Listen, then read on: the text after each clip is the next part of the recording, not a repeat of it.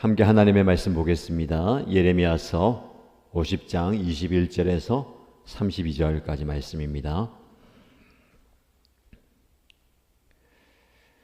오늘 저와 여러분들 함께 묵상할 말씀은 예레미야서 50장 21절에서 32절까지입니다.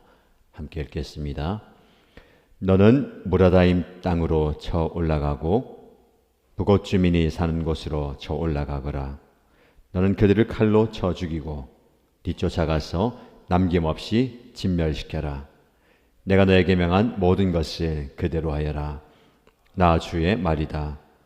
바빌로니아 땅에서 이미 전쟁의 소리와 큰 파괴의 소리가 들려온다. 세상을 쳐 부수던 쇠망치가 어쩌다가 이렇게 깨지고 부서지게 되었는가? 바빌로니아가 어쩌다가 이렇게 세계 만민이 놀라도록 비참하게 되었는가?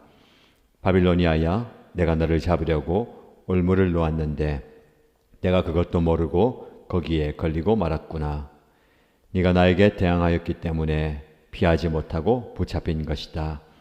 나는 내 무기 창고를 열고 분노의 무기들을 꺼내 놓았다. 이제 나 주 만군의 하나님이 바빌로니아 사람들의 땅에서 할 일이 있기 때문이다. 너희는 바빌로니아로 오너라.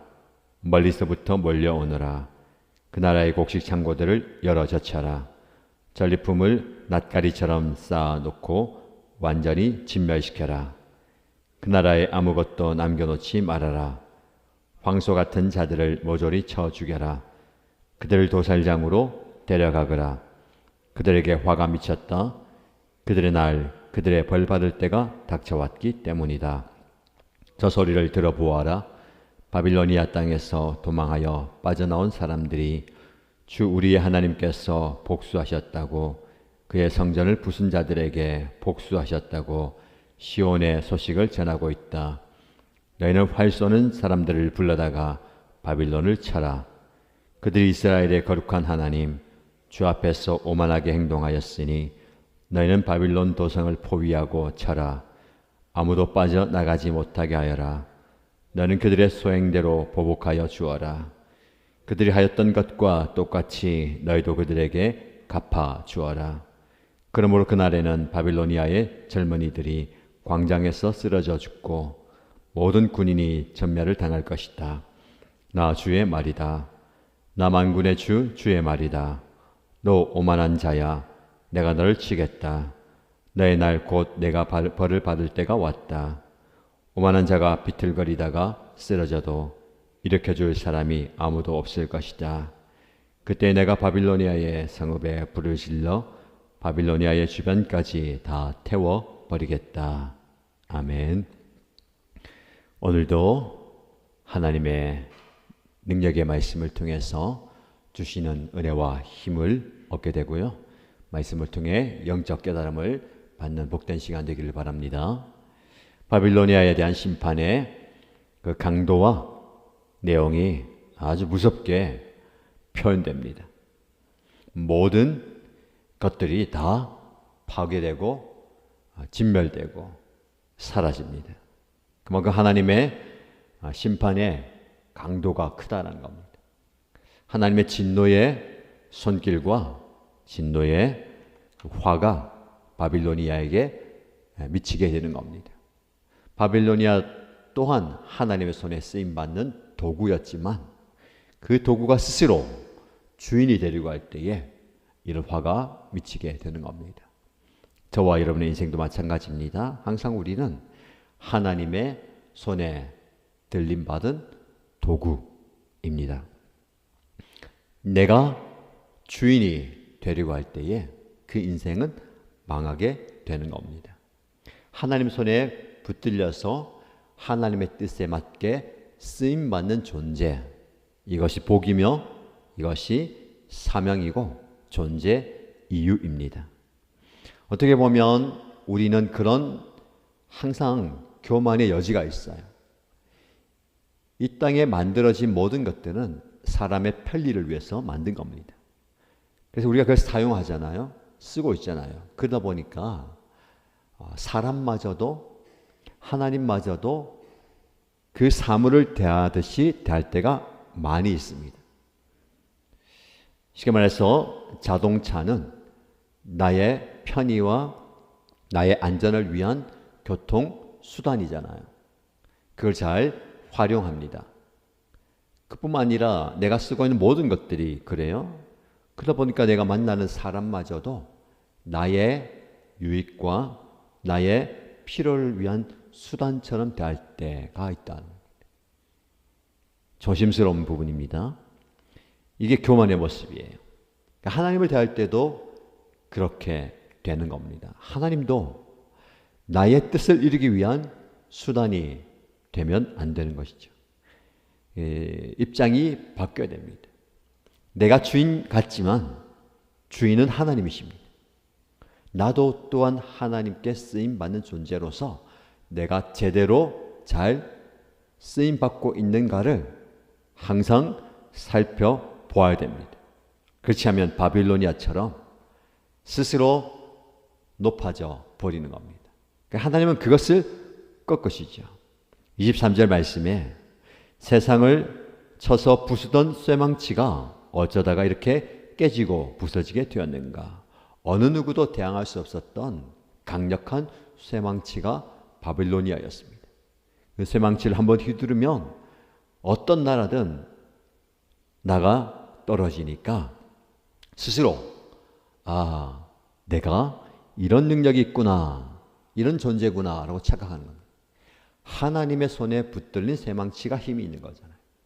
그 하나님의 손에서 벗어난 쇠망치는 그냥 깨어집니다. 어쩌다가 이렇게 깨지고 부서지느냐? 어쩌다가 이렇게 세계 만민이 놀라도록 비참하게 되었는가?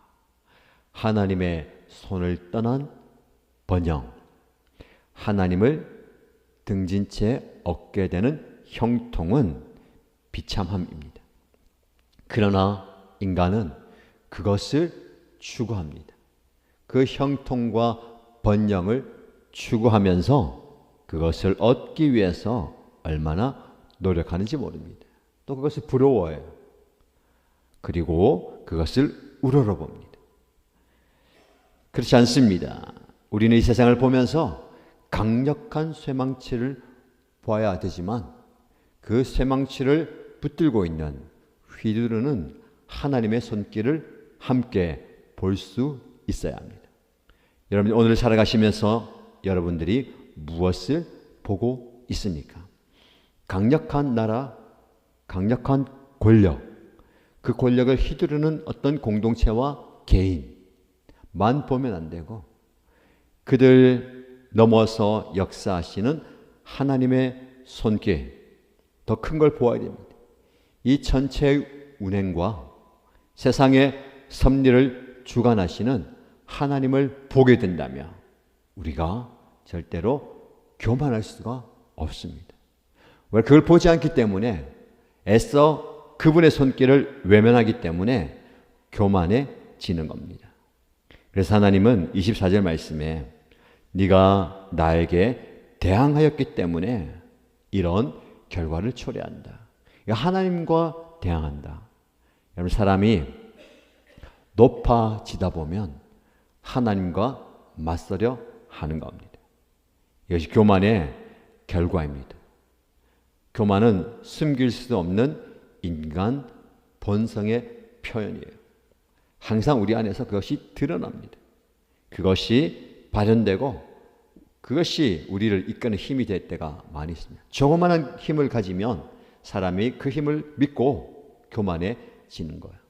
여러분, 여러분이 붙드는 여러분 안에 있는 그 힘은 무엇입니까? 그 힘마저도 하나님께로부터 온다라는 것을 기억하시기 바랍니다. 말씀드렸듯이 조그만한 그 힘과 권력, 그 쇠망치를 부러워하는 마음이 우리 안에 있습니다. 그래서 우리도 그것을 얻고 싶고 가지고 싶은 욕심이 나타나는 겁니다. 그래서 그저 그 욕심을 따라 보고 싶은 것만 보게 됩니다. 우리가 그럴 때가 많다는 거예요. 정작 보아야 할 하나님의 손길과 하나님의 마음은 보지 못하는 겁니다. 지금 여러분들이 무엇을 보고 있습니까? 보고 싶은 것만 본다는 거예요. 우리의 눈이 참으로 오묘하고 엄청난 것이지만 우리 뇌의 지배를 받기 때문에 내가 인지하는 것만 볼 수 있는 거예요. 영적인 삶도 마찬가지입니다.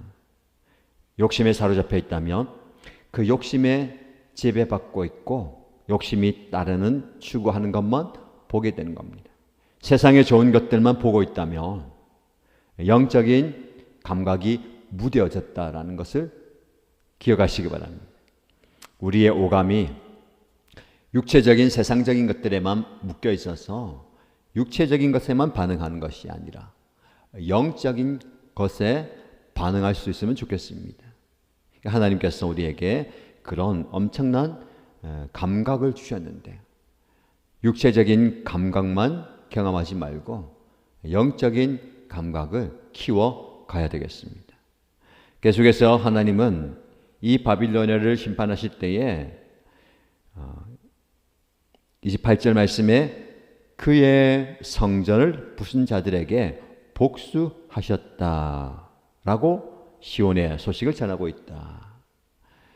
이 바빌로니아는 기고만장하여서 유다를 망하게 만들 때에 하나님의 성전마저 완전히 부서뜨린다는 거예요. 말씀드렸듯이 하나님의 손에 쓰임받는 도구가 그 합당한 일을 해야 되는데 그 너머의 일을 하게 되므로 하나님 성전마저 부셨다. 여러 가지로 해석할 수 있겠지만 이 성전을 부순 하나님의 존재와 하나님의 위치를 잊어버리고 그것을 부숴버린다는 겁니다. 우리에게 적용한다면 우리가 직접적으로 간접적으로 혹은 능동적으로 소극적으로 성전을 부수는 자들이 되어서는 안 됩니다. 하나님의 성령의 임재가 있는 나 자신 그리고 예수 그리스도를 주로 고백하는 저와 여러분들 함께 모이는 이 공동체 그리고 우리 함께 예배하는 이 영적인 공동체가 교회잖아요. 교회를 부수는 성전을 부수는 어리석음과 교만함과 오만함의 모습을 가져서는 안 되는 겁니다. 사단은 악한 영들은 지금도 계속해서 각 개인의 성전을 무너뜨리게 유혹하고 미혹하고 공격합니다. 여러분들이 성전을 지켜야 돼요. 그리고 가정이라는 공동체와 목장과 연합교회라는 성도들이 함께 모여있는 공동체를 무너뜨리게 만드는 영적 공격이 심합니다. 거기에 우리가 동조하거나 거기에 우리가 마음을 빼앗기거나 깨어있지 못해서 인지하지 못해서 지키지 못하면 안 됩니다. 하나님의 성전을 지켜나가야 할 책임이 있습니다. 여러분들 깨어서 기도하면서 하나님의 교회를 지켜야 됩니다. 개인과 가정과 연합교회를 지켜가야 되는 거예요. 마지막으로 너희가 행한 모든 것들을 내가 다 그대로 갚아주겠다. 어제 말씀을 묵상한 것처럼 하나님은 뿌린 대로 거두게 하시고 행한 대로 그대로 갚아주는 분이다 라고 말씀을 합니다. 여기 우리 주목하고 싶은 말씀은 그들이 주님 앞에서 오만하게 행동하였다라고 29절 말씀에 우리에게 전합니다. 이 오만한 자들의 모습을 계속 반복하는데 31절에 너 오만한 자야 내가 너를 치겠다. 32절 말씀에 오만한 자가 비틀거리다가 쓰러져도 일으켜줄 사람이 아무도 없을 것이다. 이 바빌로니아를 향해서 오만한 자다라고 얘기합니다. 저희가 함께 교만에 대해서 묵상했잖아요. 교만과 오만 비슷한 어감이고 의미라고 볼 수 있지만 조금 더 깊이 묵상해 보면 교만은 자기 자신을 높이는 것입니다. 오만은 자기 자신을 높이면서 타인을 낮추는 거예요. 이 교만과 오만이 함께하면 거만이 되는 겁니다. 잘난 체 하면서 남을 업신여기는 거. 교만이 무서운 게 무엇입니까? 스스로 높아져서 오만한 자가 되는 겁니다. 남을 낮추면서 내가 최고다. 거만하게 행동하는 겁니다. 하나님의 자리에 자기가 올라서 하나님마저도 나의 발 아래 두는 겁니다. 이것이 인간의 모습입니다. 여러분 기억하십시오. 예수님 우리에게 말씀하십니다. 나보다 남을 낮게 여기라. 내가 섬기고 내가 베풀고 우러러보고 존경하고 사랑해야 할 상대로 보라는 겁니다. 우리 안에 우리의 삶 속에 교만하고 오만하여 거만한 모습은 없는지 돌아보시고 철저하게 하나님 말씀 앞에 겸손하시고 하나님과 사람 앞에 겸손하게 살아감으로 하나님의 사랑을 증거하고 드러내고 보여주는 저와 여러분 되시길 바랍니다. 오늘도 말씀 안에 승리하시고 말씀 붙들고 살아가는 저와 여러분 되시기를 주님의 이름으로 축복합니다.